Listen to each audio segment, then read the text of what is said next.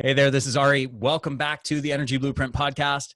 Before we get into today's show, I have an incredibly important announcement. This is something that I really haven't been more excited to announce than all the way back in 2014 when I first started the Energy Blueprint. After well over a year of development and testing, we are finally ready to officially launch our breakthrough mitochondrial supplement to the world. This is a genuine game changer in the area of human energy enhancement, and it's called Energenesis. This is actually the first no stimulant, no caffeine, and no sugar energy formula that actually builds up your own body's capacity to produce energy. Instead of working like caffeine and stimulants by giving you a temporary boost of energy for a few hours, but ultimately making your energy levels worse over time, Energenesis actually builds up your own body's ability, your cellular capacity to produce energy. Energenesis got over 20 amazing, powerful ingredients at real effective doses. This is a premium formula that uses actual real effective doses. So this is literally like 23 supplements all in one. And with that in mind, just to mention a few testimonials that people have wrote in after using Energenesis. So this one's from Barbara. She said, I'm a 72-year-old female and I love Energenesis. I have more sustained energy through the day and I'm actually getting my life back. I'm doing things that I haven't been able to do for 10 years. Anya, she said, I really love that it gives me just the right kind of steady and balanced energy. Unlike stimulants, which I can't tolerate, Energenesis gives me a perfect, smooth kind of energy that lasts throughout the whole day. Michelle Catlin, this is one of my favorite ones. She said, Ari, are you getting tired of all the praise and requests for Energenesis yet? I'm on my third bottle and I have to tell you, I haven't felt this good in years. So if you've been struggling with your energy levels and you're looking to get this area of your life handled, and not just to get a temporary boost of energy for a few hours, but to actually transform your energy levels by building real energy at the cellular level, then go get yourself some Energenesis. You can get it at theenergyblueprint.com/Energenesis. So go to that page, check out all the ingredients and all the science behind it, how it works. It's all there. There's about 200 scientific references behind all of the different ingredients in Energenesis. They're all listed on that page along with a lot of the science behind the ingredients. There's also a video explaining it all. Check it all out. Check out the science, then grab yourself some Energenesis and let's get started. I know that you are going to be blown away by the result. The URL is theenergyblueprint.com/Energenesis. And now let's get into the episode.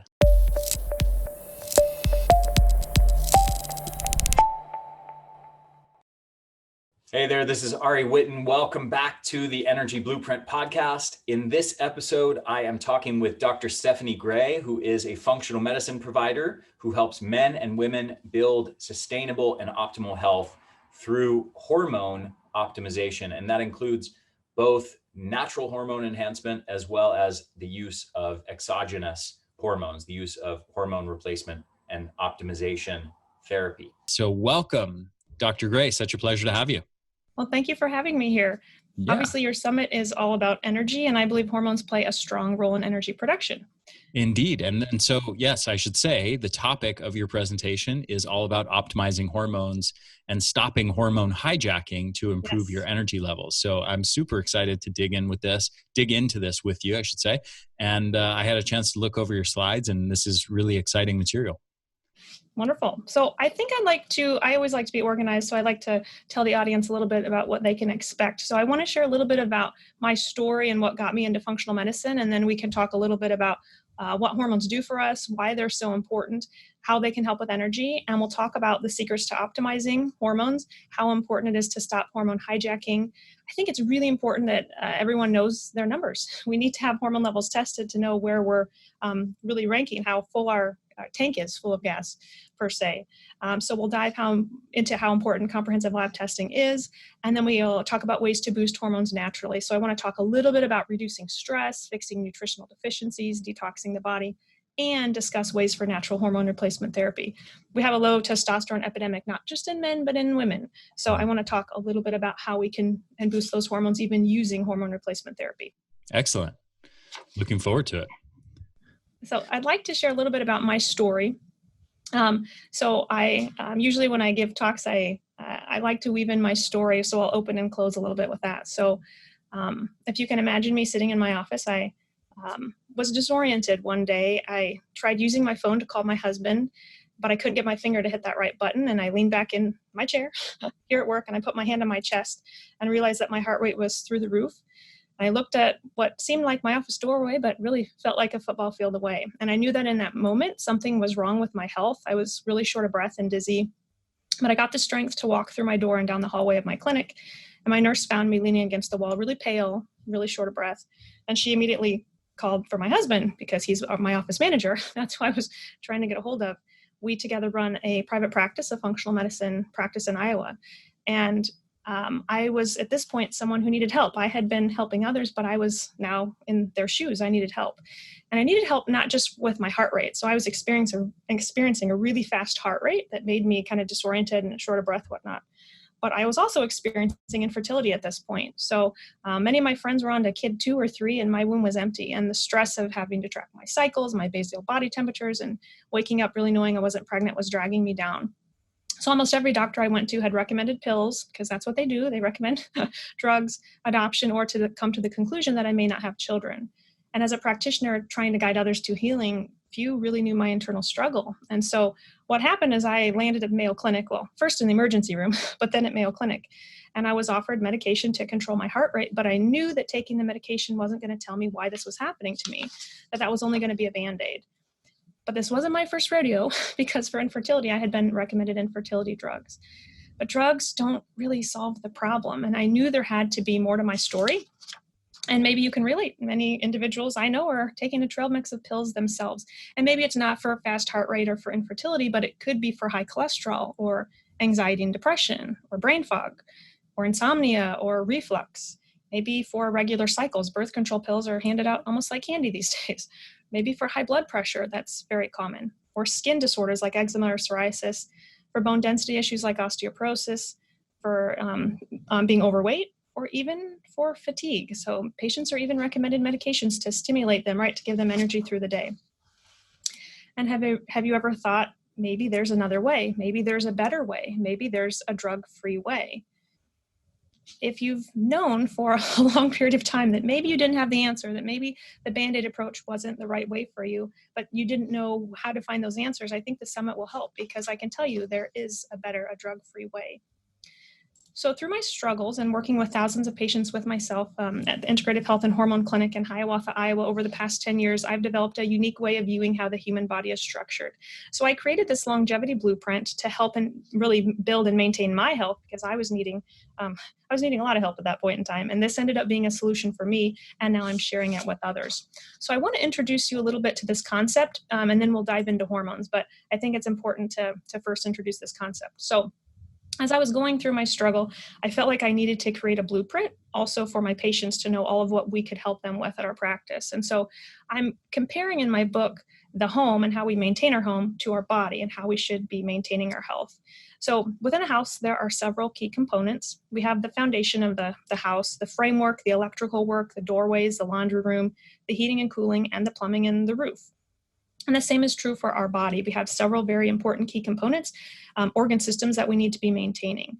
So with our homes, we spend a lot of time mowing the lawn, keeping hair out of the drains, changing the furnace filters, whatnot, but we don't always spend time on our bodies. Sometimes we don't even know what to do to take care of those organ systems in our bodies. So within my blueprint, you'll see on the graphic here, I'm comparing each room in the house to an organ system in the body, and I'm happy to provide this to you. This is also just free on my website. If you go to yourlongevityblueprint.com, you can see this.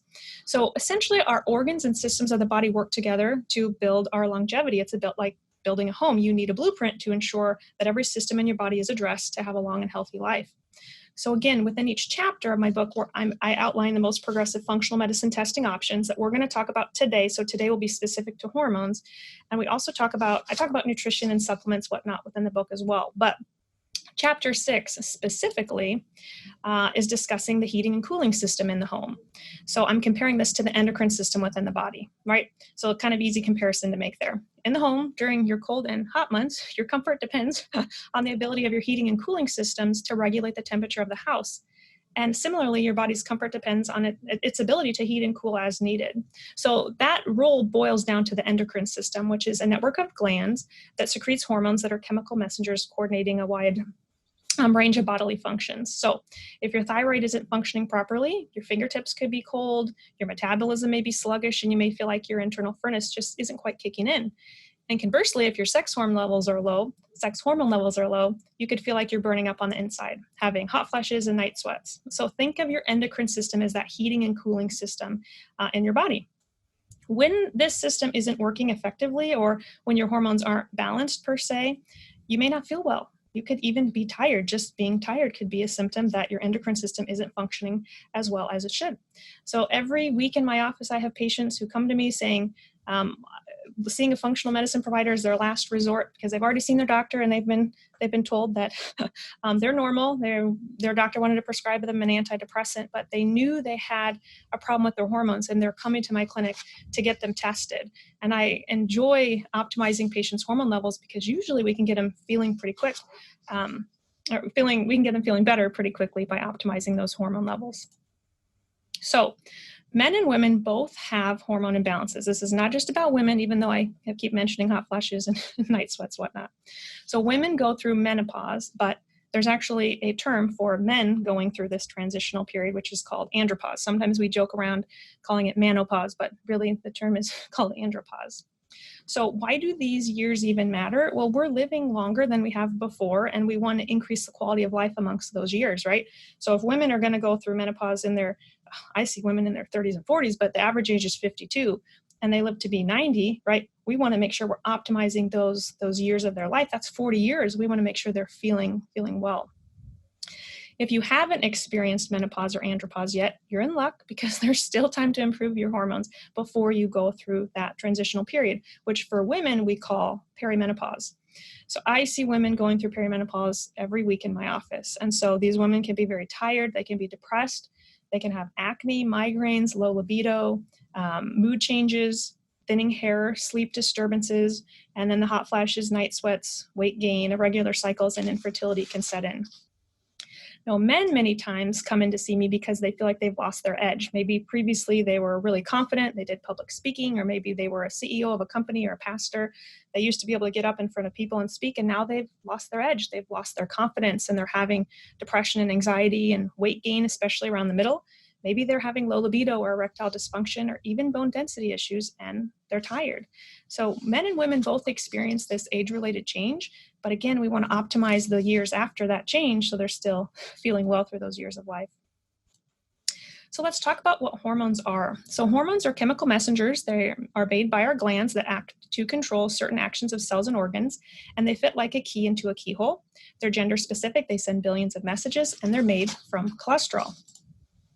So again, I want to emphasize this point. All hormones come from cholesterol. And one of my pet peeves is when men come into my office with low testosterone, and that's because of the cholesterol lowering medications they've been put on. So one of the first things I check in these men is always a cholesterol panel, because I want to make sure their cholesterol is not too low, because many times it is, and we actually need to lessen that medication, hopefully get them off it, but lessen the medication so they can actually make some testosterone. So it's really important to have cholesterol. And this doesn't just apply to men. So if women have eating disorders, they're really lacking healthy fats and nutrition that they need. Their body's not going to make hormones, and they're not going to cycle. So it's really important to have adequate cholesterol for hormone production. Quick question for you. Are you sometimes engaged in battles with people's doctors over, statins? Yeah, so luckily there are other tests, which we may not get to today, but in chapter 7 of my book, where I talk more about the cardiovascular system, I mention the importance of running an advanced lipid panel, because we know just putting someone on a statin medication, just lowering cholesterol, doesn't necessarily translate into lowering risk.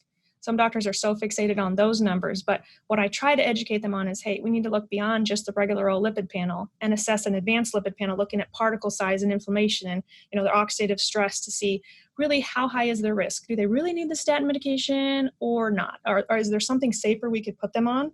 Because having, for instance, low testosterone is going to put them at greater cardiovascular risk than the statin is going to be helping in the first place. So what alternatives would you suggest? Like, let's say there are people listening right now who are on statins, and maybe they start to, they have symptoms of low testosterone. and they don't necessarily feel equipped to go to their doctor and say, hey, I don't want to take this anymore because I heard someone say that maybe the statins could be contributing to my low testosterone levels and so on, and the doctor might argue. So what alternatives might somebody examine in that scenario? Yeah. So first, I would say, depending on that individual's risk will determine if the right decision is to really take them off that statin medication. So I don't want to, make a blanket statement that everyone should get off their statin medications, because if you have had triple bypass and you're a smoker and you're really, higher risk, we need to always evaluate that. For patients who have to remain on those medications, we can put them on testosterone replacement therapy and we can boost their levels. So that's one option. If they're looking for an alternative to the statin medication, I use a lot of plant sterols in my practice. I use a lot of B vitamins can help, fish oil can help, citrus bergamot can be very effective. So I will use that if needed. If I have to use a medication, the benefit of an advanced lipid test is that it will tell us if the problem with cholesterol is in the production, if it's boiling down to the liver, if the patient's producing too much cholesterol, or if we have more of a gut issue, if the cholesterol isn't getting bound, if it's getting reabsorbed, because maybe the patient just needs fiber to bind the cholesterol so they can poop it out. So the benefit of the testing, which you should be able to receive through a functional medicine provider, is that it's going to help guide what that best decision is, what sort of supplement or medication the patient needs to truly reduce their risk. So I wish there was an easy answer, but it's a little more, can be more complex than that. Got it. So if we talk about sex hormones, so sex hormones are primarily made by the ovaries in women, and the ovaries are shown in this picture here. So they're small glandular organs about the size and shape of an almond, and they're located on the opposite side of the uterus. They're the most important organs of the female reproductive system, and as glands, they secrete the hormones. So the estrogen, progesterone, testosterone, and they're lit up pink in this picture. So estrogen is one of the primary female sex hormones. It helps women maintain that youthful appearance, maintains memory and cognition, balances the body temperatures, and regulates the cycles. It assures healthy development of female sex characteristics like breast development and fat distribution on the hips and legs during puberty. And it also ensures fertility because of helping with egg quality and egg production. So lack of estrogen can lead to hot flashes, night sweats, insomnia, which can lead to fatigue if you're not sleeping, poor concentration, wrinkling skin, and dull hair and dull nails.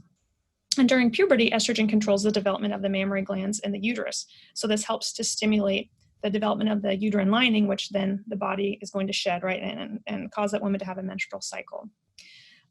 You may have heard of the term estrogen dominance, and I have a lot of patients who come to my office who this is what we find. We find their estrogen is actually too high initially, and then their progesterone can be too low, which can set them up for weight gain and fibroids and cysts and irregular bleeding and potential risk of cancer.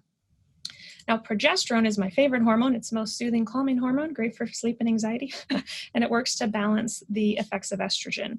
So estrogen is a proliferative hormone. It causes the growth of the uterine lining, like I mentioned, and then the body's natural response is to bleed or to shed. Progesterone keeps that growth in check. It's anti-proliferative or anti-growth. So you want to make sure you have decent levels of both estrogen and progesterone, which can be tested, which we're going to talk about here. So low progesterone can lead to PMS, amenorrhea, heavy bleeding, painful cycles, and anxiety and depression and insomnia, as I alluded to. Progesterone levels start to decline in the 30s. Low progesterone was part of my problem with my infertility struggle. So I believe, unfortunately, many women are heavily medicated with sleeping pills and anxiety and depression pills when many of those times their progesterone levels just were never checked, never optimized. So this is the first hormone I see go in many of my patients. It's the first hormone that needs to be replaced. Testosterone is also important. It's also secreted by the ovaries. It helps with mood, motivation, drive, libido, energy, and muscle mass. Low testosterone can lead to fatigue and depression and muscle loss, poor energy performance and stamina, lower libido, thinning hair, and even bone density challenges. I've had even men come to see me who have had to take steroids for various reasons, and the steroids then lead to bone density issues because the steroids knocked out testosterone production, and now they need testosterone to improve their bone density. So testosterone is extremely important in both men and women. Men aged 30 to 70 will lose 1 to 5% of their total testosterone production per year, and women aged 20 to 40 will lose 50% of their total testosterone production per year. So that's me, right? Yeah, that's amazing. I've never heard that stat. So is that saying from the age of 20 to 40, you lose about, women lose about 50%? Yep. Okay. So then on, we only have 50% left, and that's going to continue to decline. After the age of 40? Yes. But we'll talk about ways to boost that today. Wow. But women and men both need testosterone. And I don't know the average person watching this, but chances are they're over 20, maybe a good chance they're over 20. So if you're watching this, your hormone levels are declining, and thus you need to have them tested. If you haven't had them tested, I highly, highly advise for that. And so that's my first point. Something that I really want you to have a take home today from is that you need to know if you have low hormone levels. So how do you know that? You test.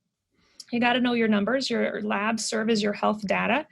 The reason we're going to talk about this is that labs can show you where potential problems lie. So if light on your car is flashing, it's telling you that something has gone awry, right? So symptoms are telling you something has gone awry, and we can confirm that with labs. When something's wrong with your car, you take it to the mechanic, they run a test, and they give you a quote on, here's what we need to do to fix X, Y, and Z.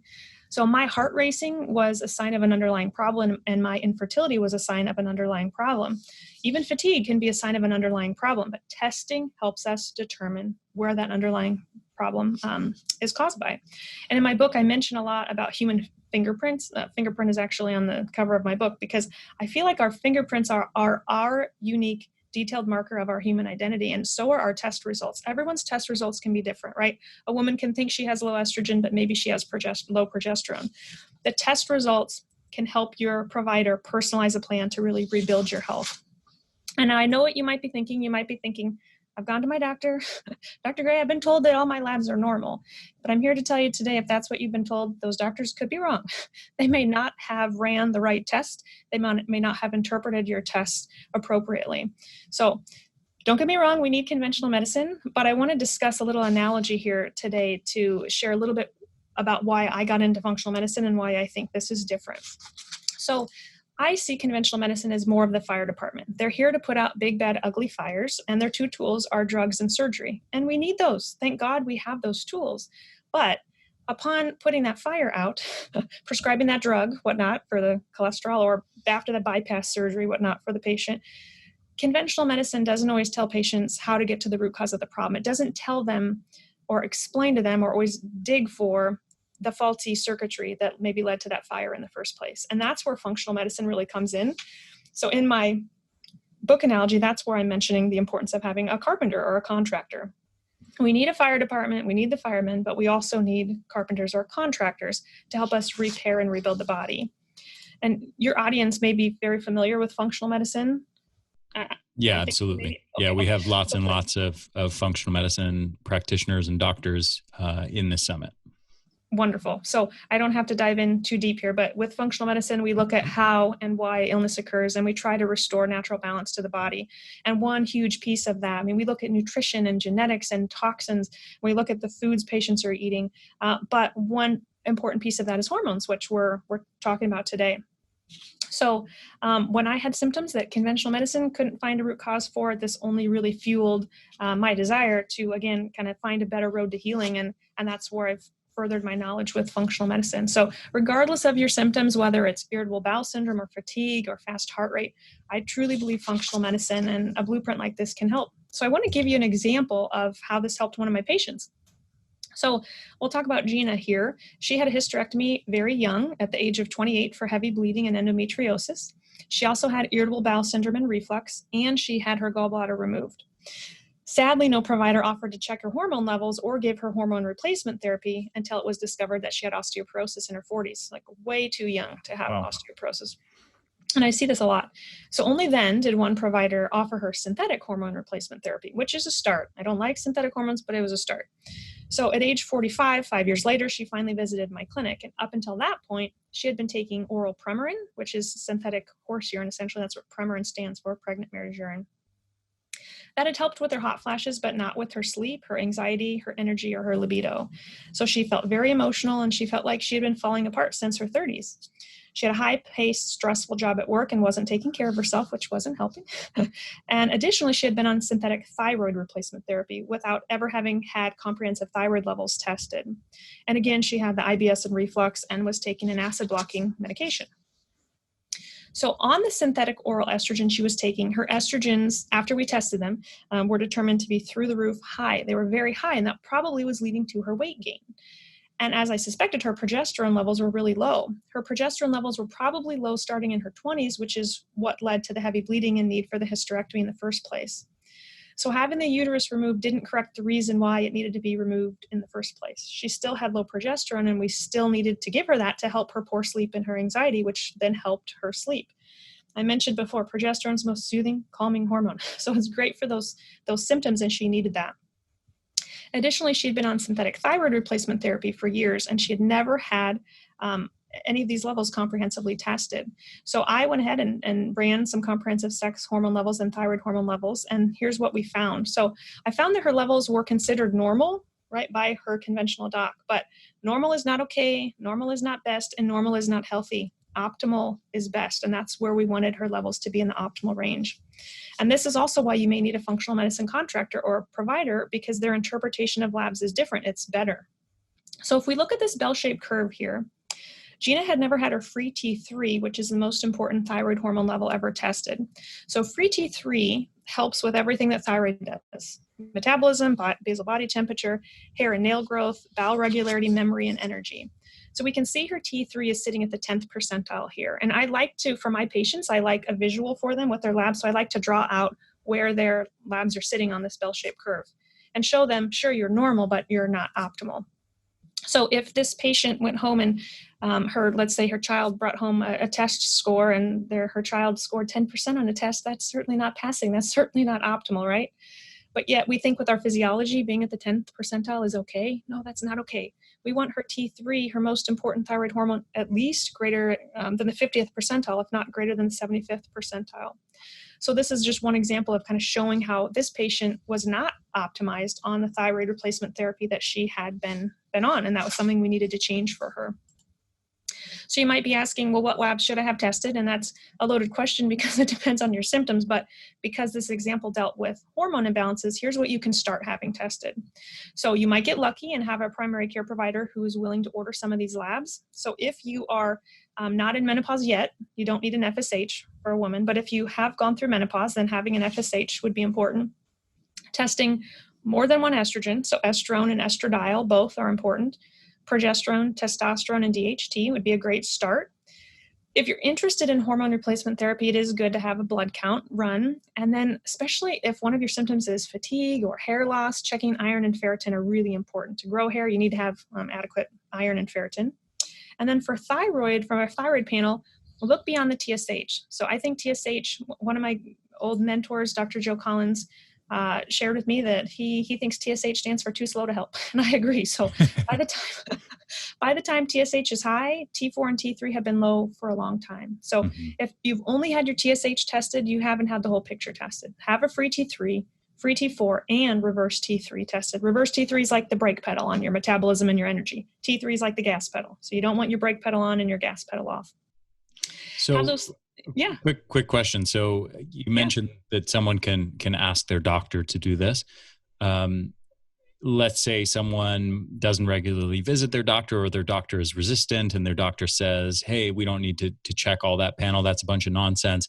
We'll check your thyroid function via just a TSH measurement. We don't need all the free T3 and RT3. That's all this functional medicine nonsense. So if somebody wants to not go through the hassle of doing it with their doctor, there's places where they can order labs and go to their local LabCorp, get blood drawn and get these lab reports themselves, and then potentially work with a practitioner such as yourself to have you interpret those labs and guide them from there, correct? Absolutely. So you could find another doctor, or if you want to stick with your current doctor, then absolutely. I think labs are popping up now a lot on the internet to do food allergy testing or hormone testing or whatnot. And it sometimes can be pretty easy. Sometimes it's even a little finger poke. Some companies will do testing even via finger poke. You can run at home. And then I don't really see a doctor ever. I mean, I take my kids for like the required checkups that you're supposed to do after birth. And other than that, outside of any sort of emergency scenario, they break their arm or there's some kind of infection that's not resolving or something like that, I don't really go to a doctor. I don't go to one myself, but I get blood tests at least once a year. Just through Life Extension, I'll order a comprehensive male panel, which covers pretty much everything you've listed here. I mean, obviously not the female hormones, but well, some of them. They have a male panel. They have some sort of male hormone panel. Yeah, a comprehensive male panel. They have comprehensive female. They have one for athletes. That's typically the one that I get. But yeah, I mean, it's relatively easy. Like, I mean, you just order it, you know, a day later, you can book your appointment, or I think they send you some documents in the mail, and then you go to your local LabCorp, which there's like 3 of them within 5 miles of my house, and you can get your blood drawn in 10 minutes, and they send them off to the lab, and then 5 days later you get a report back. Yeah, and I recommend a lot to my patients because I see a lot of like the menopausal, andropausal women and men come in, and I advise they have their children actually get tested. So if we want to track trends and see if someone is having a subtle decline, it would benefit us to have known our hormone levels for the past few decades, right? So if you can, start testing your hormone levels in your 20s, 30s, 40s, 50s, so you can track your trend and know if your thyroid or your testosterone levels have been declining. Mm-hmm. So I think that's a great idea. You don't have to have a doctor to get the hormone labs tested. Yeah. I guess the only downside is it's just out-of-pocket expense. It's not covered by insurance. Correct. Yeah. Correct. Yep.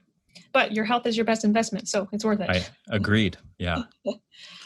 So Gina is a good example of a patient that I saw in need of the longevity blueprint we offer at our practice. She needed to have her hormones assessed and properly optimized. She needed more than she had been given. So she had been taking a synthetic T4 only medication, Synthroid, and we switched her over to Nature Throid. There are a lot of different brands for different desiccated thyroid options that have T3. We switched her over to one of those.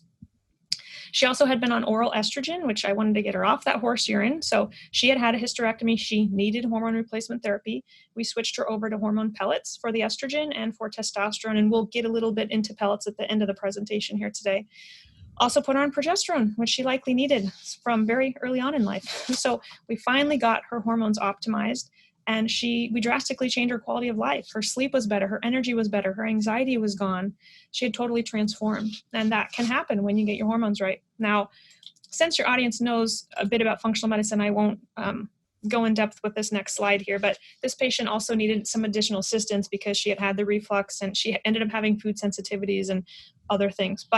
So I will skip over this little slide here, but the reason this slide is incorporated into this presentation is because this may give you an example of why you are tired. Maybe you need to have heavy metal testing run. Maybe you are toxic, or maybe we need to look at your genetics or your digestion. There are other things besides hormones that can help with energy production. Absolutely, yeah. So when we get into hormone testing, we just briefly touched on blood testing. So blood testing is fairly easy. The caveat there is that if you're a cycling woman, you need to make sure that you get the hormone testing done during the appropriate cycle day. So if we're trying to assess if progesterone levels are peaking after ovulation, then you need to get your hormone levels tested a week after ovulation, which in a 28-day cycle is roughly one of days 19, 20, or 21. So just make sure you get the testing timed appropriately. Blood testing is the most widely accepted FDA-approved method of testing. So I'm all for blood testing. My doctorate was on estrogen metabolism, really looking to see how one's liver is detoxifying or excreting estrogen to look at their future risk of estrogen-related cancers. And so the only way we can assess estrogen metabolites is through urine, something we're metabolizing out or excreting. So urine testing is also great for looking at hormone levels and for looking at metabolites. And then saliva testing is also very appropriate for fatigue specifically because it's one way we can look at cortisol. So cortisol is supposed to be high in the morning, so we're full of energy. It's supposed to be reduced throughout the day, being lowest at night, so we can sleep. So how I choose blood, urine, or saliva testing really is based on that patient and what concerns they have. But again, it's important that patients have comprehensive testing run, that the testing is timed and ordered correctly, and then interpreted correctly as well. Yeah. Few questions here. So obviously women are much more complicated in this regard because of the menstrual cycle. So there you need to time the testing generally, or especially the blood testing has to be timed according to the cycle to really know how to interpret those numbers. Correct. Yes. Yes. So do you want to speak to that briefly? And I know you could probably speak to it for an hour, but, just kind of a very brief rundown of what that looks like. Yeah. So the first week of the cycle, hormone levels are going to be pretty low. So don't get your hormones tested the first week while you're bleeding, because if they come back low, they're supposed to be low that week. Second week leading up to ovulation, estrogen ends up being a more dominant hormone, which is going to drop after ovulation, and progesterone is going to peak with ovulation. So even week 2 is not the best time to test hormone levels, because we kind of have a flip-flop there. But what we want to assess is if when progesterone is supposed to be its highest, a week after ovulation, if it is. So in a 28-day cycle, blood, urine, whatever testing you do needs to be done ideally a week post-ovulation, which would be probably around 19, 20, or 21 in a 28-day cycle. So that's really important. If you're doing saliva testing, there's actually a saliva test available where you can spit into a tube the entire month. So you can spit every couple days for a full month, which is awesome for fertility. And it's awesome for patients who have like ovulatory migraines or premenstrual migraines, because my patients can log all their symptoms, and then I can pair that with the lab testing. And then together we can say, okay, here's what's happening day 13, or here's what's happening day 26. Mm-hmm. So I can really see what they need. So there is even fancy saliva testing that exists for that. Interesting. So I was going to say my impression, well, just a quick anecdote. I've seen some, I was going to say, it's not really studies, but some examples from a few doctor friends of mine who have run these kinds of experiments where they take one particular individual, get their blood, their urine, and their saliva on the same day, run a hormone panel, and they all come back with totally different and contradictory findings. So one will say you have high estrogen, the other one will say you've got low estrogen, high progesterone, low progesterone, high testosterone, low testosterone, and so on. I mean, totally wildly contradictory. So something of those tests are giving clearly bad data, and some of it is wrong and just not valid and not accurate. My understanding, I'll try and explain this very briefly, and I'm certainly oversimplifying here, but blood, generally speaking, is going to be the most accurate for most things. Saliva tests are really good for cortisol, but not so good for some of the other hormones. Mm-hmm. And then urine is often very good at diagnosing excess levels of certain hormones, but sometimes limited in its ability to diagnose deficient levels. Because, for example, with cortisol, like if it comes back low on a urine test, it could just mean you have normal cortisol, but more was being excreted through the fecal route instead of the urinary route. It's sometimes hard to read that. So I've seen some caveats with urine and saliva testing.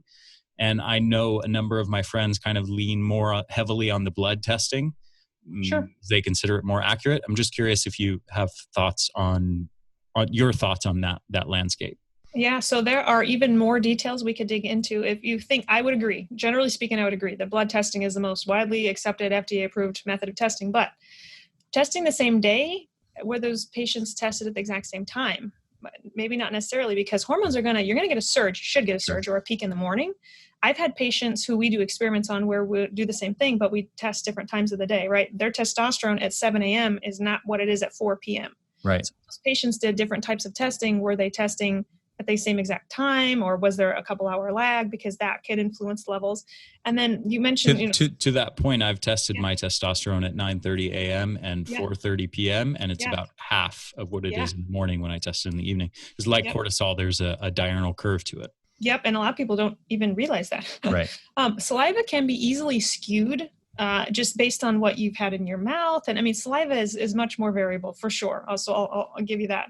The other thing I should mention here is the type of testing that I select for my patient is also determined on the type of hormone replacement therapy they're taking. Because if they're on a topical progesterone cream, believe it or not, their saliva hormone testing is going to be through the roof. Their level is going to look like it's, their progesterone's 2,000 points too high. So you have to find a provider who can also appropriately determine which type of testing you should have run based on what type of hormones you're taking.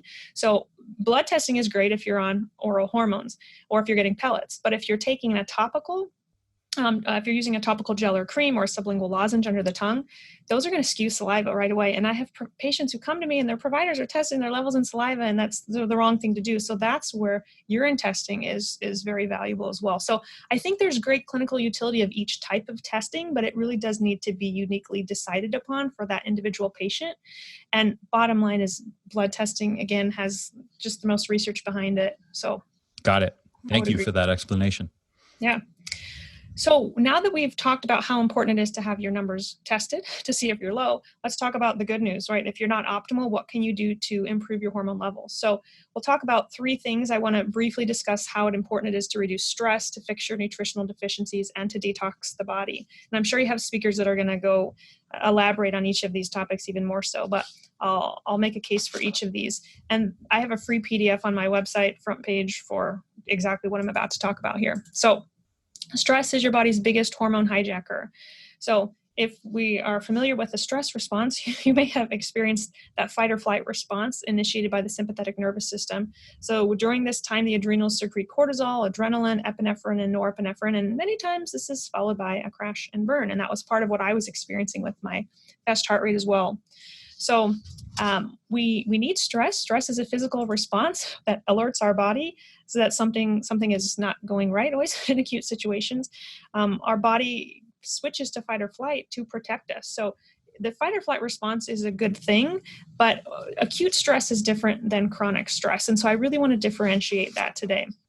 But when we think of our nervous system, you have the parasympathetic nervous system, which is more the brake pedal. I'll use that analogy again. The brake pedal, more the rest and digest, the relax, and the growth and development phase. And then we have on the right-hand side of the slide here, the sympathetic nervous system, which is more the gas pedal, that fight or flight response, the protection and survival, where our adrenal glands are activated, secreting those, the adrenaline, like I mentioned. So ideally, these would be in good balance, the brake and the gas pedal, right? Not lopsided to the right with stress. So there are different types of stresses, like slamming on your brakes or even giving yourself a B12 shot, right? That's a little bit of pain. So for a moment, you might have a little bit of stress, but then it's gone. And these type of stressors actually don't impact our health like chronic stress does. So let's talk about chronic stressors. Maybe you have a toxic relationship with a family member who isn't going away, or long-term stress example of myself was I just pushed through grad school. I started a practice. I had way too much on my plate for way too long. And I thought I was handling it just fine, but my body was telling me something different that I was not. So stress will rob you of even hormones like I'm going to get to. And in my case, it was depleting me of progesterone, which I needed to achieve a pregnancy. So what about trauma, past abuse or trauma? Maybe it's not physical trauma, but maybe you had a life-altering situation with your family happen. That could be trauma. Maybe you have chronic stimulation with technology. Maybe you are an engineer and you're surrounded by computers and whatnot all day long. That can also really stress our body. So chronic stress, bottom line is repeat exposure to the same stressor over and over and over again. That can lead to this sort of fight or flight situation and can rob us of hormones. So what is the impact of this chronic stress? We all have different degrees of exposure to these different stressors. So the impact of stress on our health is it impacts our ability to fight infection, which is really important during this day and age. Weakens our immune system, can lead to high glucose, which can then lead to weight gain, which nobody wants. Can also increase our cardiovascular risk and risk for diabetes. Can cause insomnia and anxiety. I had a bit of that with my heart racing as well, and my body was too stressed out. It just couldn't calm down, and it robs us of hormones, like I mentioned. So if we reference back to Gina, the woman who had hysterectomy, so she didn't have ovaries, right? So her ovaries couldn't help her with hormone production, but she did have her B team, which was her adrenals. However, her B team was so stressed that they couldn't even help with hormone production, and that's why she really needed that hormone replacement therapy. So I am not an expert in any of these methods for reducing stress. I'll fully admit to that, but I do coach my patients on them on a daily basis. So I will briefly run through these. So counseling can be extremely important to get to the root cause of your fears, habits, emotions, behaviors, kind of your lens as far as how you've seen the world based on what you've been through, even based on past trauma, whatnot. It's really important to focus on the present, which I have to remind myself every day. So I tell my patients to not worry about or spend time worrying about the past or living in fear of the future. Really focusing on the present is what we should be doing because that's all we have. We're not guaranteed tomorrow. A large number of the most successful people in the world start their days with meditation. So that's something we probably all should be doing. Calm our nervous systems every morning. And really to incorporate calming exercises is important. I have so many patients who are excellent athletes who just hammer out the cardio, but they're never incorporating calming exercises like yoga to calm the nervous system. So that's important, as is deep breathing. I do a fair share of public speaking, and I get nervous a little bit before, getting up on stage. I was attending a conference I was speaking at, and without even knowing it, I wasn't nervous one afternoon. I just got up on stage and I thought, what was different? What was different about today? How did I just kind of nail that out? And I didn't even get nervous. And I had reflected back on the day. Throughout the conference, we had, as collectively as a group, done deep breathing multiple times. And that just calm my nervous system. So I just kind of was able to get through that very easily. So I'm a huge advocate for deep breathing. So hence that slide. You can add visual imagery to deep breathing. You can even add music. So music can be calming. We have a miniature golden doodle, and she is so hyper. It is ridiculous. She also has separation anxiety. And so I need to play music for her sometimes when we leave the home to just kind of calm her down. So find music that works for you. And that can be very helpful. Positive affirmations are important as well. Speaking positive truths over you. Pick one that you like, put it on your mirror, read it over yourself every morning as you get ready for the day. Focus on gratitude. So you could bookend your day with gratitude and get a gratitude journal and start your day with 3 things you're thankful for and end your day with 3 things you're thankful for. Even forced laughter sounds silly, but it can be very helpful. So if you literally make yourself laugh for 30 seconds, you're going to feel better after. So consider forced laughter. And then many times when I speak, I have the audience play rock, paper, scissors, because we as adults don't always play games. And that's why there's a picture of 2 adults playing rock, paper, scissors here. So maybe with your teams or your family, you can tonight go home and play rock, paper, scissors. Playing games helps calm the nervous system. Removing chemicals, toxic chemicals from our life, and any extra stimulants like those emitting electromagnetic frequencies is also important when we think of ways to reduce our stress. Nutrition is also really important for stress reduction. So starting your day with protein is very important. So what do you crave when you're stressed? Is it a large green organic salad, or is it chips or chocolate? It's usually chips or chocolate. But we do need to be eating those greens also, right? The reason that we crave the chips and the chocolate is that they boost serotonin. So they make us feel good for a short period of time, and then we feel lousy after. So it's really important to eat protein, which converts to amino acid, which converts to to neurotransmitters, to help us feel well. That's how we should be starting our day. If you have a donut and coffee, carbs and caffeine and sugar, that's really the worst way you can start your day. So also consume healthy fats like avocados, seeds and nuts, olive oil, coconut oil. Just in general, think about what you're putting in your body. Don't poison yourself. Eat organic when you can. Reduce sugar and really increase water. That can help fuel detox. I could spend a whole hour on this slide just talking about supplements, but I'll go through these briefly. So magnesium is a top supplement that's robbed or used by our body in times of stress. So magnesium is usually a mineral we all need. So taking magnesium, a good form like a chelated, amino acid chelated version of magnesium can be important. Just taking like mag oxide that's going to help with constipation isn't going to help your stress. You need a high quality, higher potency, better absorbed version of magnesium. B vitamins are great for nurturing the adrenals, great in times of stress. And then speaking of amino acids, 5-HTP and L-theanine are 2 amino acids I heavily incorporate in my practice. 5-HTP boosts serotonin, and L-theanine can help boost GABA. So those are great. They can be used just short term, situationally if patients need them. And I have heavily used them also personally. I mentioned high stress can raise glucose. Fish oil can help lower it. So omega-3s are wonderful for helping balance blood sugar, especially in stressed patients.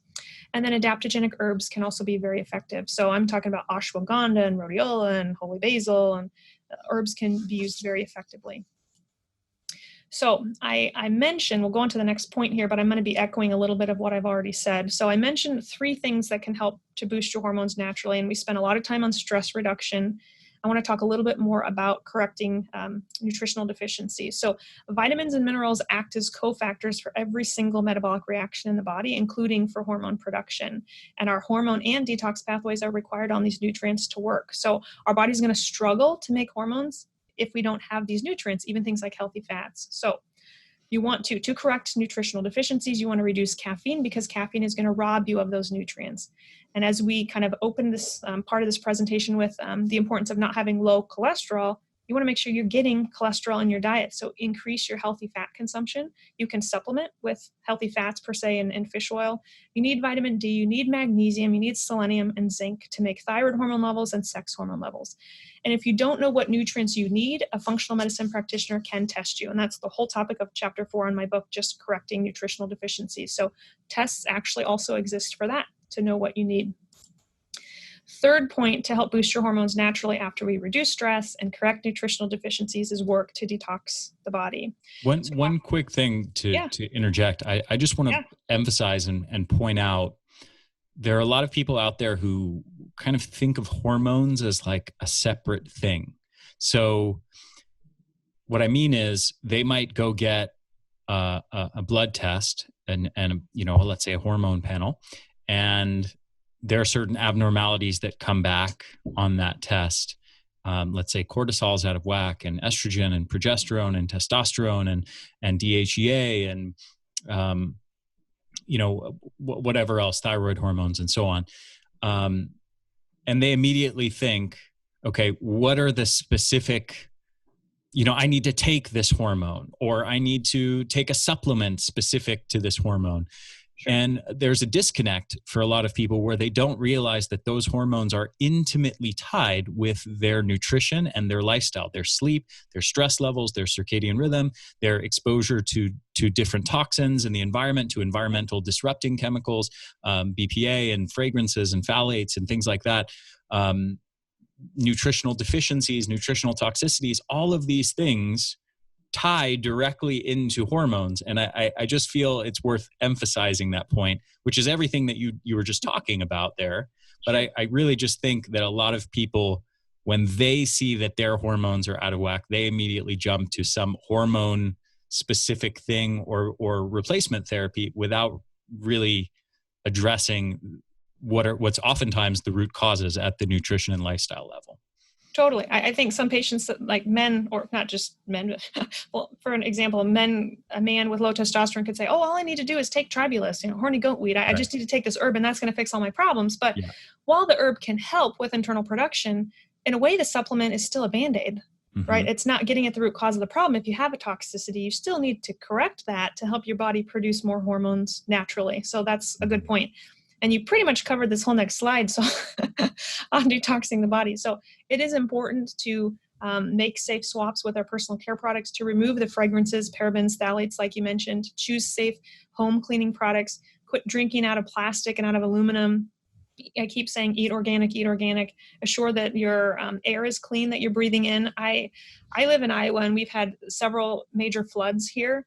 And I have so many patients who struggle with mold toxicity. And I have young women my age who have unfortunately been exposed to mold, and now they have infertility because they have no hormone levels, but no one ever tied the mold exposure to the reason why they now can't get pregnant, right? And we're finding this out, and we're able to help them identify their toxic environment, clean it up, and eventually get their body to produce more hormone levels. So you're right. This is hormone levels, as I said with my own example at the beginning.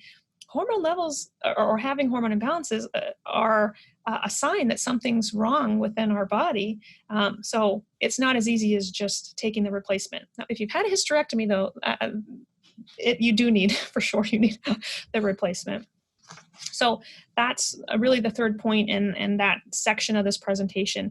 And now I actually want to get to hormone replacement therapy, because there is a time and a place for that. And in my case, while I was correcting to get to the root cause of my low hormones and correct my stress, I did need to take some progesterone, and I took that through part of my pregnancy as well.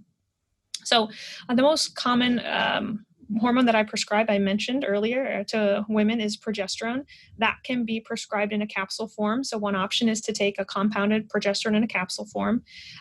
There are also sublingual lozenges you can put under your tongue. So for progesterone, estrogen, testosterone, thyroid, even some compounding pharmacies can make liquids that you can take under your tongue, but I use a lot of sublingual lozenges in my practice, primarily because you can also titrate your dose. So for cycling women, they may take half a troche for a couple weeks, and then they might, work up to a whole troche and and then reduce back down. So sublingual lozenges or troches can be very effective.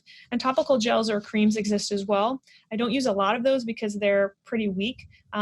If we think of potency, I think topical gels or creams are the weakest. Then we'll get into like the capsules and the sublinguals, and then the hormone pellets are by far the most effective in my patients. So I'll spend a little bit of time on the pellets.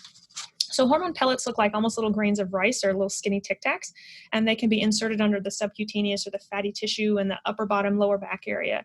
Sounds weird, it sounds foreign, but actually the pellets have been the most widely studied form of hormone replacement therapy dating back to the 1930s in Europe. So they have been studied for a very long time, and the dose is very refined. So for all of our patients who in need of hormones, we put their height, their weight, their age, their labs, everything into the computer, into an algorithm that personalizes a dose for them. The benefit of the pellets is that if we do have patients who have blood clotting disorders who couldn't take oral hormones, they actually can take the pellets, can use the pellets. And not that I advocate for smoking, but even patients who smoke can use pellets, because pellets are cleared through the kidneys. They're released on cardiac output. So they're not going through the gut and the liver like taking something by mouth would. So there is a time and place for pellets, and I've seen all forms of hormone replacement therapy significantly improve the quality of life of my patients. And which specific hormones are given through pellets? Is it just estrogen and progesterone, or anything else? So thank you for asking that. I didn't mention that. So actually, estrogen and testosterone are delivered via pellets, and that's where Bio-T gets its name. T for testosterone, E for estrogen. Progesterone is not given in pellet form. So progesterone separately would need to be used as a topical gel or cream, a sublingual lozenge, or a capsule. The benefit of the capsule is that we can compound a sustained release version also. So for patients who can't sleep, through the night, who are waking up multiple times a night, which could be for various reasons, that also needs to be discussed, we can give them a sustained release progesterone capsule. It can be very effective.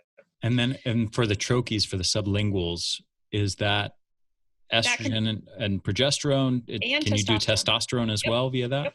Yep. Interesting. You bet. Okay. Yep. And the benefit of the troches is we can easily change the dose, right? With the pellets, once they're in, we can't take them out. We can change the dose next round, but once they're in, they're not coming out. If we're going to talk about hormones, though, the C word, the cancer word, always comes up. So I do want to differentiate synthetic hormones from natural hormones. I think that's a really important point to kind of wrap up with here. So what was used in the Women's Health Initiative study was Prempro, which was Premarin, which I alluded to earlier, and medroxyprogesterone acetate. So a synthetic estrogen, synthetic progestin taken by mouth. So that study showed 41% increased risk in strokes, increased risk in heart attacks, blood clots, Alzheimer's, and cancer risk. So naturally, I don't want to replicate any of that in my practice. So guess what? I don't use any of that in my practice. I don't use synthetics. I don't use estrogen by mouth in a capsule form. Progesterone is okay if it's natural, but not estrogen in a capsule form. However, many providers who see my patients who are taking hormones, they just assume the patients are on the synthetic hormones and that the risks of the Women's Health Initiative study can be translated to what I'm giving my patient. And that's not the case. They're comparing apples to oranges. So I have a little slide here to kind of show you maybe a trick. I'll say trick quiz here. But what's the difference between what your body makes on the left and what bioidentical hormones are on the right? Nothing. I answered that prematurely there. I should have let you answer that. But literally nothing. And so patients sometimes ask me, well, is it risky for me to take this hormone? And I say, no, because this is what your body used to be making more of. It's now just making less of. A quote in my book that I use a lot is, if hormones cause cancer, then we'd have a bunch of 20-year-olds with higher hormone levels walking around with cancer and a bunch of 90-year-olds very cancer-free. And that's not the case. The 90-year-olds have the lower hormone levels and they're at increased risk for cancer. So hormones don't cause cancer. I just want to make a clear point there. But do you think that non-bioidentical hormones, which my understanding is most conventional medical doctors who are in the realm of hormone replacement therapy might deal with non-bioidenticals, or has that changed? Most of the time, yeah, I would say most of the time. There are some bioidentical like patches, estradiol patches, that have become a little more popular. Sometimes progesterone, not a progestin, gets prescribed. So there are some doctors who are learning more and are prescribing some bioidenticals, but the large majority are still prescribing the synthetics. Okay, so not to digress too much, but I think it's worth mentioning someone might be thinking, well, if that's what they're prescribing, maybe that's what has the most scientific evidence to support it. And there's a confounding variable here, which is pharmaceutical interests, which my understanding is they can't really make money off of bioidentical hormones because they can't patent them. You can't So they patent have to, an apple. You can't right. patent naturally existing, molecular structure per se. So that right. So they have to chemically modify it. Right. So there's a huge financial incentive in the realm of hormone replacement therapy for the conventional medical industry, which is oftentimes, unfortunately, very heavily influenced by the pharmaceutical industry, to push the synthetic, non-bioidentical hormones. Correct. Is that correct? Over the bioidentical, more natural hormones, what our body's already making, that would pose much less risk. Some believe no risk and actually more protective benefit. Right. Yeah. That's what I believe for my patients. So it's like, don't trust what your body's making. What we've made in a lab that's different is better. Trust us. Yeah. So, and that also, so my doctorate was on estrogen metabolism. And so what I studied was more or less hormone levels aside. What we think is more problematic is not even the hormones, but it's the metabolism. It's the way, what does our body do with what it's been given? Everything we consume has to be excreted. Air we breathe, water we drink, everything that we consume has to be metabolized or eliminated. Our body uses some of it and we have to get rid of the rest. And so we think the problem lies with getting rid of the rest of the estrogen per se. Yeah. And so with synthetics, when there's an extra molecule there, well, here, let me go to my next slide. So on the next slide here, you can actually see the difference, and I have this in chapter 6 of my book, between natural testosterone on the left and synthetic on the right, or natural progesterone on top here, and then medroxyprogesterone acetate on the bottom. You don't have to, have a chemistry background to understand these molecules look different. And when they do look different, they don't bind like a key fitting in a keyhole. They don't bind exactly. They bind partially. And then our body has to, it's just more difficult for our body to eliminate the rest. And so that's why synthetics can cause more harm. So, yeah. Got it. Excellent.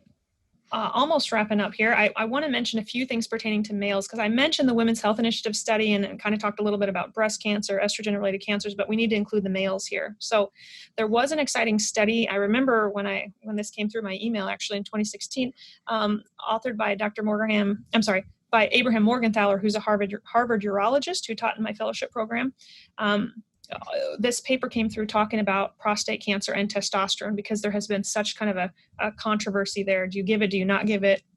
And he said there's no scientific basis for any age-specific recommendations against the use of testosterone in men. This paper showed there was no increased cardiovascular risk, no increased prostate cancer risk, and there have been several studies that have followed that. So for men, testosterone is safe. You need testosterone. We won't get into the details of that, but I just wanted to kind of reference that.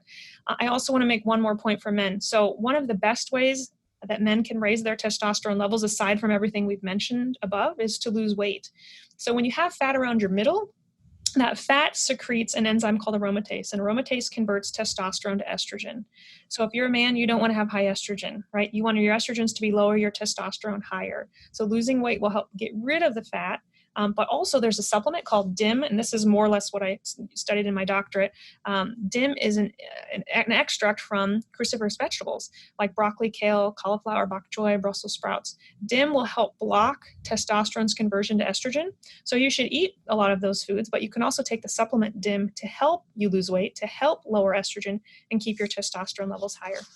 Is that also true for women? I know you mentioned low testosterone is a big thing for women as well. Yeah. Is it true that carrying excess body fat will decrease testosterone levels in women as well? Absolutely. So a lot of my female patients who have higher estrogen or who have that estrogen dominance, if they're making cysts and fibroids, if they have heavy bleeding, I'm going to put them on DIM. Absolutely. DIM will help lower the estrogen, and in their case also help keep their free testosterone, their testosterone higher for sure. So I use DIM in men and women all the time. Excellent. Yep. So one of the most common questions that I get in my practice is, Dr. Greg, can you help me rebuild my health? Am I someone that would be a good candidate to see you? And the short answer is more than likely, yes. I sit down with patients every week and I walk them through the longevity blueprint. And some patients need help with chapter 6, right, with the hormone system. Some don't. Some need helps in other departments. But like you mentioned, they're all related. So every day you struggle with nasty symptoms, whether it's fatigue or hot flashes or weight gain. brain fog, IBS, or maybe you have autoimmune disease or cancer. That's really time spent away from your family, time away spent from your precious life. So we could take Gina, for example. She spent years without having her hormones properly assessed, which is terrible. So maybe had she come to see me sooner, we could have prevented her hysterectomy and her gallbladder from being removed. But we can't go back in time. We can only move forward, right? Focus on the present, like I mentioned. So we were able to get her off her oral Premarin. Like I mentioned, we got her onto natural hormones, natural progesterone and testosterone, estrogen and thyroid, and her health has dramatically improved. So picture yourself having a day where you wake up and feel younger with vibrant energy and mental clarity at an optimal weight. You have a lovely mood and everyone wants to know what you've done to turn your health around. Picture a day when your friend or family member says to you, "You're like the Energizer Bunny. You look amazing. What are you doing?" Picture a day when health isn't holding you back from the life that you want to live. We can help get you there. So whether you're someone who never thinks about your health, has just started paying attention to your health, or someone who's extremely in tune to your health, working with a functional medicine provider like myself can help you get to the root cause of your problems and allow you to live your life to the fullest. So the best is yet to come, whether you're 32 or 92. It can always start with filling out paperwork, like on my website. If you're interested to become a new patient, one of our websites is ihhclinic.com. And I want you to really imagine what life would be like at your best health ever. So I want to leave you with this. So remember when I told you there was a better way? There is a better way that doesn't rely on pills and medications. There is a better way that uses data to personalize a plan to build your health. There is a better way to get you feeling the way that you deserve to feel. And I know this to be true because the better way gave me my health back. The better way normalized my heart rate. And on February 27th, 2019, the better way gave me my beautiful, healthy baby boy. So join me and we can find you a better way. Beautiful. Congratulations on Thank your, you. 1 month and, 14-month old? Yeah. You have a child, I think similar or a little older maybe? Yeah, I have one older and one younger. So I have an 8-month-old or 8.5-month-old daughter, and I have a 3.5-year-old son. Wonderful. Yeah, that's a joy.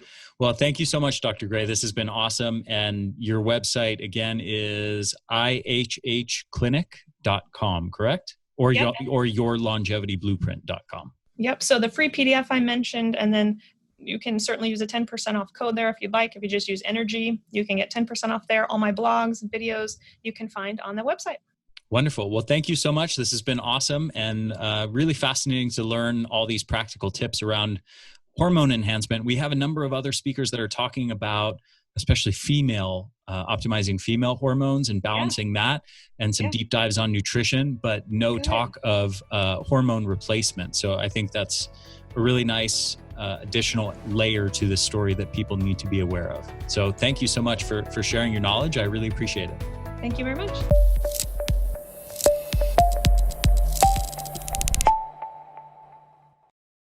Hey there, this is Ari again. Thank you so much for listening to this episode. I hope you enjoyed it. If you did, if you found it valuable, please share it with your friends, share it with your family, help me get the word out there. Also, if you're on YouTube, make sure to hit the subscribe button and hit that little bell to get notifications every time we release a new video or new episode of the podcast. And if you're listening to this, make sure to subscribe to this podcast on iTunes or on your favorite podcast app. Thanks so much for supporting my work at the Energy Blueprint. I hope you enjoyed this episode. I will see you in the next one.